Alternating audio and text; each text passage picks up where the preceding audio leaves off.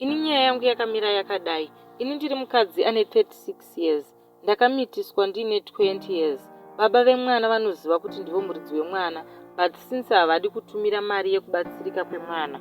Mwana wekutanga musikana paanga aine 2 years ndakaroorwa nemumwe murume tikaita mwana mukomana. After that ndakazowana imwe girlfriend, vakabva vatizirana vakagara vose, isu tikarambana.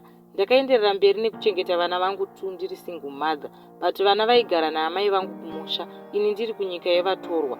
Mwana musikana aive ne12 years ndobva amitiswa nemurume womunhu, uye aiva muvakidzani wedu kumusha. Nyaya yakaripotwa kupolisi, but zvakashaya basa, nekuti mwana aipota achienda kujeri kunoti budisai murume wangu handina kuitwa rape. Takabvumirana. Murume uyu akagara 6 months bedzi mujeri, achibva adzoka vakatanga kunetsa amai vangu pamusha zvakare, vachiuya kuzorarawo semuyadhi yamama. Takasvika pakuti bheta aende kumurume, but still aidzoka achibira amai vangu chikafu uye nezvinhu zvandaichengetesa amai ndichitumira kubva kuno. Aiita izvi kuti asapote mhuri yekumurume wake.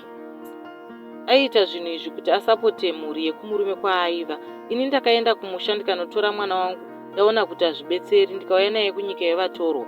Ndakambogara naye pasi kuti aone kuti akakanganisa, ndikamuendesa kuchikoro. Iniwo kunyika yevatorwa ndaigara neboyfriend yangu, but mwana akatanga kuita maboyfriends hopo. Boyfriend yangu yakanobvisa tsvakirai kuno kuvabereki vangu. Then after 2 weeks ndobva ndanzwa kuti mwana airara neboyfriend mumba.